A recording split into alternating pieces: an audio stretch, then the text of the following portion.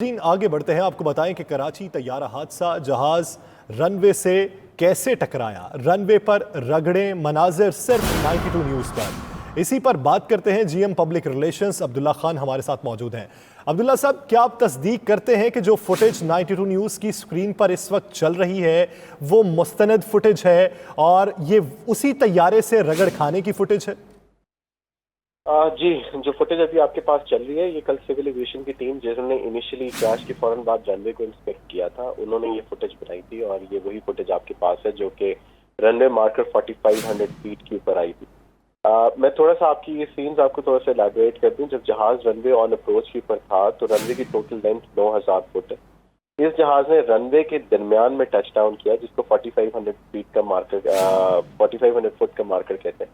उसके ऊपर उसका पहले लेफ्ट इंजन टकराया था, जो आप देख रहे हैं कि ये जो अभी आपको इस टाइम पे दिखा रहे हैं, ये वो है जब जहाज के दोनों इंजन टकरा चुके थे उसके साथ। जब जहाज अप्रोच पे था तो पहला उसका लेफ्ट इंजन जमीन से टकराया और उसके बाद उसका स्टारबोर्ड साइड जो कि राइट साइड होती है वो टकराया, और उसके बाद पायलट ने उसको कॉम्पनसेट करने के लिए उसको उठाया, जिसके बाद तो जहाज थोड़ा सा उठ के फिर 5500 मार्कर के ऊपर दोबारा दोनों इंजन उसकी जमीन के ऊपर लगे, जिसके बाद उसने उसको थ्रॉटल दिया और जहाज जो है वो वहां से टेक ऑफ कर गया। तो इस वक्त अब्दुल्ला खान साहब, ये कहिएगा कि ये जो फुटेज इस वक्त स्क्रीन पर है, इसमें अगर जो निशानात दिखाई दे रहे हैं वो दोनों साइड पे दिखाई दे रहे हैं, क्या दोनों इंजन जमीन को टच किए? और अगर टच किए तो दोनों को नुकसान कितना पहुंचा? क्या दोनों डैमेज हो सकते हैं? देखिए, एक तस्वीर है जो कि एक ग्रुप है प्लेन स्पॉटर जिन्होंने वो खींची थी। वो नॉर्मली एयरपोर्ट के हदूद में मुख्तलिफ जहाज़ों की तस्वीरें एज अ हॉबी खींचते रहते। उनमें से एक लड़के ने जो ये तस्वीर खींची है, उसके अंदर जो अभी थोड़ी देर पहले आपकी स्क्रीन की पर आ रही थी, उस पर आप देख सकते हैं कि जहाज की दोनों इंजन की लोअर साइड की काउलिंग जो है वो स्याह पड़ी हुई है, जिसका मतलब ये है कि वो जहाज रनवे से रगड़ खा के नीचे वाली काउलिंग डैमेज है, जिसके बाद जहाज ने दोबारा टेक ऑफ किया। जहाज के इंजनों को कितना नुकसान पहुंचा इसके मुतल्लिक हतमी तौर पे कहना बहुत मुश्किल है, बिकॉज वो तो जब तहकीकात होंगी तो पता लगेगा। लेकिन अभी तक जो चीज जो 3-4 शवाहिद हैं, जिसमें से एक आप ये दिखा रहे हैं, एक वो तस्वीर है जिसके ऊपर जहाज के दोनों इंजन की नीचे वाली साइड डैमेज है, वो ये बात कहती है कि शायद इस अप्रोच के बाद जब जहाज दोबारा टेक ऑफ किया तो उस टाइम पे जहाज के दोनों इंजन डैमेज हो चुके थे। लेकिन मैं फिर ये बात यहाँ पे बहुत एहतियात से कहना चाहता हूँ कि जब तक इसके ऊपर प्रॉपर तहकीकात नहीं होती, किसी किस्म की स्टेटमेंट पास करना बहुत कबलस है। ये तमाम तफसीलात जब वो इनकी इन्वेस्टिगेशन रिपोर्ट की फाइंडिंग सामने आएंगी तो उसमें पता लगेगा कि एक्चुअली क्या हुआ था। अब्दुल्ला साहब, एक बार फिर से तस्दीक कर दीजिएगा कि ये जो हम मनाजिर अपनी टेलीविजन स्क्रीन पर दिखा रहे हैं ये गलत ना हो। क्या ये वाकई मनाजिर कराची एयरपोर्ट के रनवे के हैं जहां पर ये तैयारे ने उतरने की कोशिश की और रगड़ें जो खाई? ये मुस्तनद तस्वीर हैं या मुस्तनद विजुअल्स हैं? आपकी तस्दीक चाहिए इस पर। जी, ये है कराची एयरपोर्ट ही रनवे लग रही है, जो कि 25 रनवे साइड से ऑन अप्रोच की लैंडिंग है। ये इमेजेस आपके सही है। तो इसकी तहकीकात अब तक कौन से मराहिल में है? तहकीकात कब तक मुकम्मल हो जाएगी और इब्तदाई तहकीकात क्या बताती हैं? देखिए, कल रात को हुकूमत पाकिस्तान की ईमा के ऊपर एक aircraft accident investigation board constitute हुआ था, जो कि इंटरनेशनल सिविल एविएशन ऑर्गेनाइजेशन के मैंडेटेड और उनके स्टैंडर्ड्स के ऊपर इंक्वायरी करता है, जिसके अंदर जो बोर्ड कॉन्स्टिट्यूट हुआ उसके जो मेंबर्स थे, they are competent, they are qualified and they are internationally certified aircraft investigators, air crash investigators. वो टीम जो है वो आज एक खुसूसी तैयारी के जरिए 1 बजे कराची पहुंची और उसके पहुंचने के फौरन बाद उस साइट के ऊपर गए, जहां पे उन्होंने फॉर्मली तहकीकात का आगाज कर दिया। उन्होंने आज साइट से शवाहिद इकट्ठे किए, पीआई में जो ब्लैक बॉक्स कल हासिल किया था वो उनके हवाले किया गया, और उसके बाद उन्होंने बहुत सारा रिकॉर्ड जो कि एयरक्राफ्ट की मेंटेनेंस चेक्स, लॉग्स, कप्तानों की ट्रेनिंग, जो चीजें इस पूरी चीज के अंदर जरूरत होंगी, उन्होंने एक बड़ी कॉम्प्रहेंसिव लिस्ट पीआई को दी है कि वो तमाम इंफॉर्मेशन उनको फौरन से पहले प्रोवाइड की जाए। तो तहकीकात का आगाज हो गया है। जिस तरह आप जानते हैं कि आज वज़ीर हवाबाजी ने इस बात कहा है कि प्रिलिमिनरी इंफॉर्मेशन जो है या प्रिलिमिनरी रिपोर्ट 3 महीने के अंदर अंदर मुरतब करके जमा करा दी जाएगी। तो वो अपने काम उन्होंने शुरू कर दिया और तहकीकात का बिल्कुल आगाज हो गया। अब्दुल्ला साहब, साथ ही लेके मैं आपकी जानिब वापस आता हूँ। हमें यहाँ पे ज्वाइन किया ब्यूरो चीफ इस्लामाबाद सुहेल इकबाल भट्टी ने। सुहेल इकबाल भट्टी, इस वक्त हमारी स्क्रीन पर जो मनाजिर चल रहे हैं ये कराची रनवे के मनाजिर हैं। अब्दुल्ला साहब इसकी तस्दीक भी कर रहे हैं कि ये मनाजिर कराची रनवे के ही हैं। तो अब तक इसके हवाले से तफसीलात क्या सामने आई हैं? कितना डैमेज हुआ है रनवे को इस हादसाती लैंडिंग के दौरान? ये तो बड़ी सिग्निफिकेंट डेवलपमेंट है जो हमने अपने नाज़रीन को हमेशा की तरह 92 न्यूज़ ने अपनी रवायत को बरकरार रखते हुए एक्सक्लूसिवली इस मामले के मुतालिक भी इंफॉर्मेशन फ्राहम की। और ये मामला भी 92 न्यूज़ ही सामने लेके आया कि किस तरीके के साथ इस त्यारे को जो SOPs थी, जो स्टैंडर्ड थे, उनके बरक्स लैंड करवाने की कोशिश की गई। और ज़राए का ये कहना है कि जो अब तक इंक्वायरी की गई उसके अंदर पायलट ने जो हिफाजती इक़दाम अडॉप्ट करने थे, जो इंस्ट्रक्शंस फॉलो करनी थी कंट्रोल टावर से रब्ता होने के बावजूद, उसने त्यारे की स्पीड और उसकी बुलंदी के हवाले से उसको फॉलो नहीं किया। और उसके बाद वो उस त्यारे का जो लैंडिंग गियर था उसको खोलना भी भूल गया, जिसके नतीजे में ये त्यारा कराची एयरपोर्ट के रनवे से उसके दोनों इंजन टकराए। और अभी विजुअल्स ने, इस फुटेज ने भी उस बात की तस्दीक की है और तर्जमान PI की जानिब से भी तस्दीक हुई है कि कराची एयरपोर्ट के ही ये मनाजिर हैं और वो रनवे से ही उस बात का अंदाज़ा लगाया जा सकता है। और उसके साथ साथ आलमी एविएशन इंडस्ट्री से वाबस्ता एक अमेरिकन एक्सपर्ट ने भी इसी त्यारे के कुछ इमेजेस शेयर किए और साथ उन्होंने अपने एक्सपर्ट ओपिनियन भी दी और कि किस तरीके के साथ इस त्यारे के इंजन कराची एयरपोर्ट पर रनवे पर वो टकराए। और यही कहा जा रहा है मुबैना तौर के ऊपर कि उसी टकराते वक्त ही, टकराने के बाद त्यारे के इंजन बुरी तरह से डैमेज हुए। त्यारे के सेंटर का जिसकी जो बैली कह सकते हैं वो भी उससे हिट हुई और उसके कुछ ही मिनट के बाद त्यारे के इंजन मुकम्मल तौर पर फेल हो गए। मेरे ख्याल में तहकीकारों को एक बड़ी लीड मिलेगी इस विजुअल से, इस फाइंडिंग से, त्यारे की इन पिक्चर से, कराची एयरपोर्ट के इन मनाजिर से कि किस तरीके के साथ पायलट ने त्यारे को ऑपरेट कर रहा था, किस तरीके के साथ कंट्रोल टावर की जो मालूमात मिलेंगी, जो इन्वेस्टिगेशन के नतीजे में उनको वहाँ से कन्वर्सेशन मिलेगी, तो उससे भी इस्टेब्लिश होगा।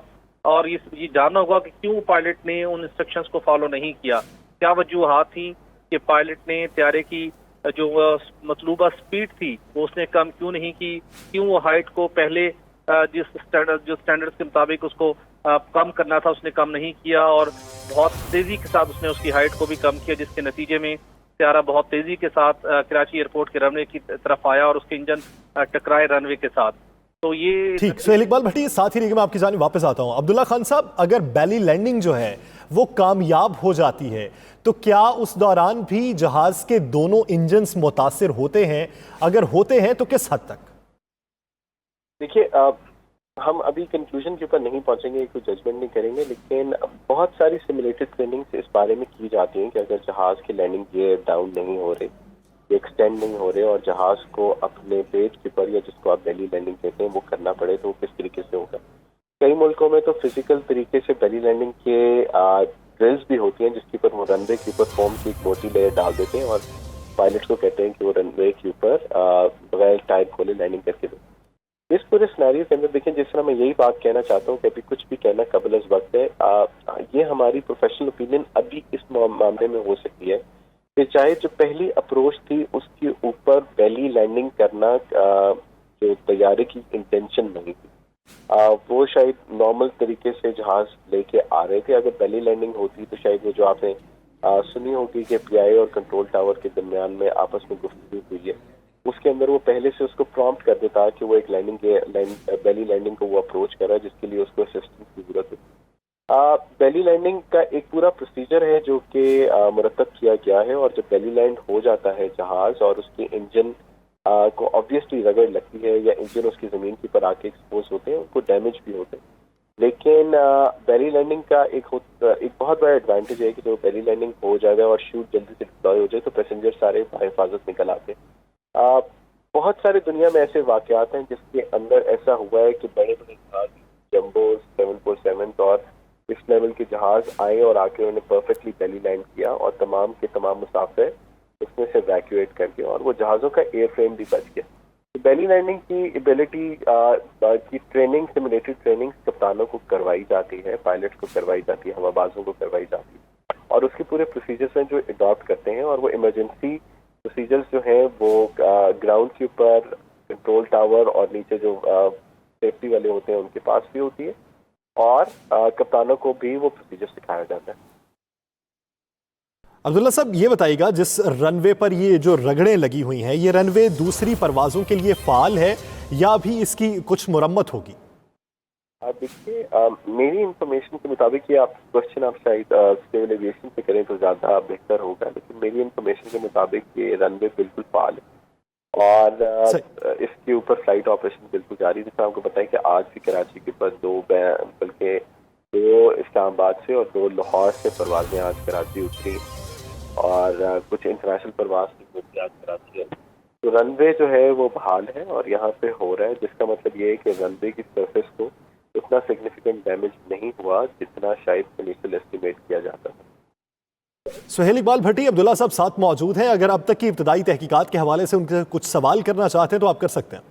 जी, अब्दुल्ला साहब, ये जरूर जानना चाहूंगा कि इस इंक्वायरी का टाइम फ्रेम कितना होगा, और उसके साथ साथ पाल्पा के कुछ लोग सोशल मीडिया के ऊपर बिलखसूस वो एक अजीब किस्म का एक प्रोपेगेंडा करने की कोशिश कर रहे हैं, लेकिन इंटरनेशनली कुछ एविएशन इंडस्ट्री से वाबस्ता लोग ये मुतालबा कर रहे हैं कि माजी के अंदर जिस तरीके के साथ पीआई के अंदर भर्तियां हुई और रिसेंटली पीओपीआई ने उसकी स्क्रूटनी का अमल भी जारी रखा हुआ था, वो कुछ लोग जो जाली डिग्रियों पर भर्ती हुए थे, नेपोटिज्म थी वहां पर, तो अब ये एक आवाज बुलंद हो रही है आलमी सतह के ऊपर भी कि तमाम पायलट्स का एक इंटरनेशनल थर्ड पार्टी से उनका ऑडिट होना चाहिए। तो अब्दुल्ला साहब क्या बताएंगे कि पीआई की इंतजामिया तमाम पायलट का इस हवाले से उनका कोई ऑडिट करवाने का, उनकी कैपेसिटी का, उनके प्रोफेशनलिज्म का, उनकी एक्सपर्टीज को जांचने का कोई इरादा रखती है?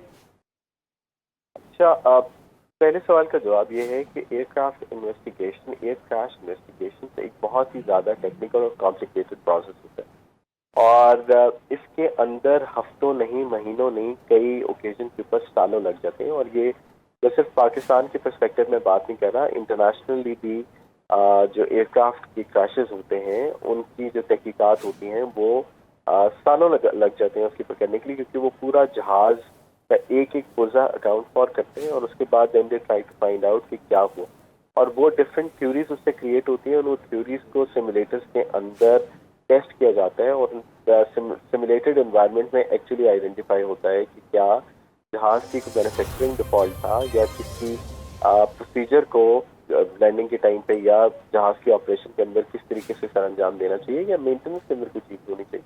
तो ये कॉम्प्लिकेटेड प्रोसेस है और चूंकि इन तहकीकात के नतीजे में एविएशन इंडस्ट्री के प्रोसीजर्स चेंज होने का इस्तेमाल होता है या बहुत सारी आपकी नई एसओपीज बनती हैं, पूरी मेंटेनेंस और ऑपरेशन की रिजीम चेंज होती हैं, तो लिहाजा उसके ऊपर हस्बुल इम्कान कोशिश की जाती है।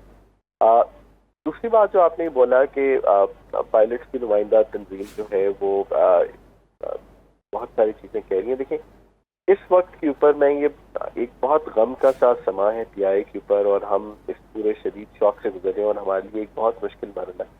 इस मौके के ऊपर पॉलिटिकल पॉइंट स्कोरिंग करना या अपने सियासी मफादात को आगे बढ़ाना या इस वाक़े को यूज़ करते हुए कुछ दोबारा अपनी इख्तियारात से तजावुज़ करना या उन चीज़ों के अंदर करना जो कि उनके मैंडेट में शामिल नहीं है, बहुत ज़्यादा अनफेयर और नाजायज़ होगा।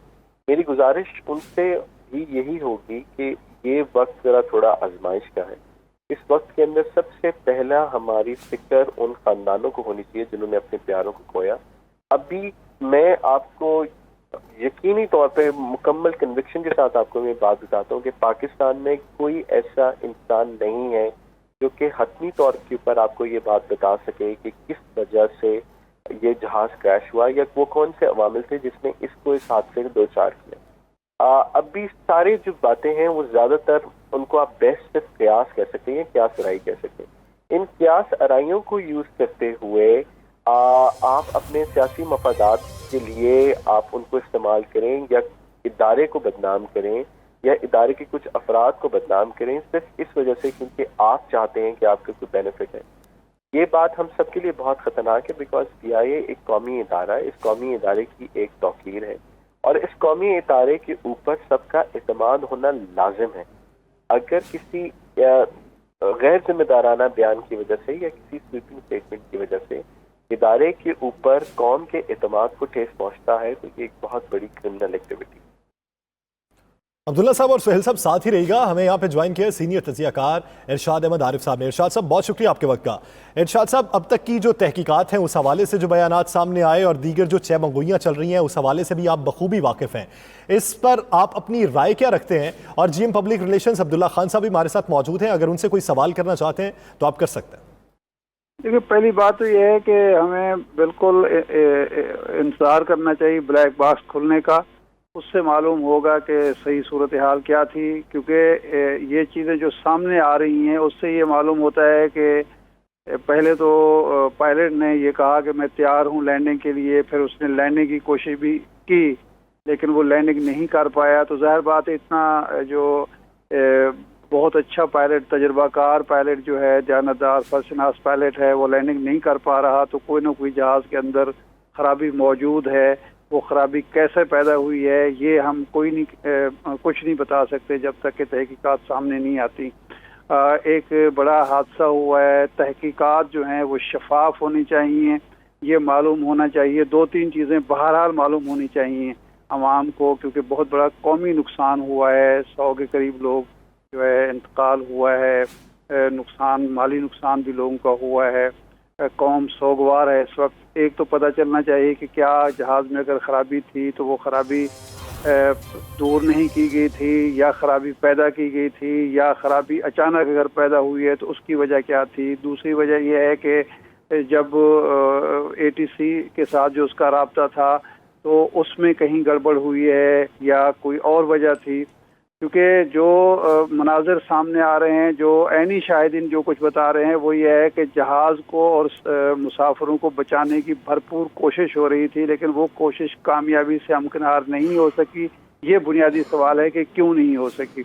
तहकीकात शफाफ भी होनी चाहिए, और जो शकूक व शुबहात जहाज़ के हवाले से या पायलट के हवाले से या जो मेंटेनेंस के हवाले से और सिविल एविएशन के हवाले से उठाए जा रहे हैं, उनका तसल्ली बख्श जवाब भी मिलना चाहिए। क्योंकि हादसा पहले भी होते रहे हैं, रिपोर्टें मुरतब होती रही हैं, ना कभी किसी को सजा मिली है। सारा मसला पायलट पर, यानी शफाफ तहकीकात होनी चाहिए, मंजर आम पर हर चीज़ आनी चाहिए कि कोताही किसकी थी, किसकी कोताही की वजह से इतना बड़ा नुकसान हुआ। बहुत शुक्रिया अब्दुल्ला खान साहब, इरशाद अहमद आरिफ साहब और सुहेल इकबाल भट्टी साहब इस हवाले से अपना वक्त देने के लिए।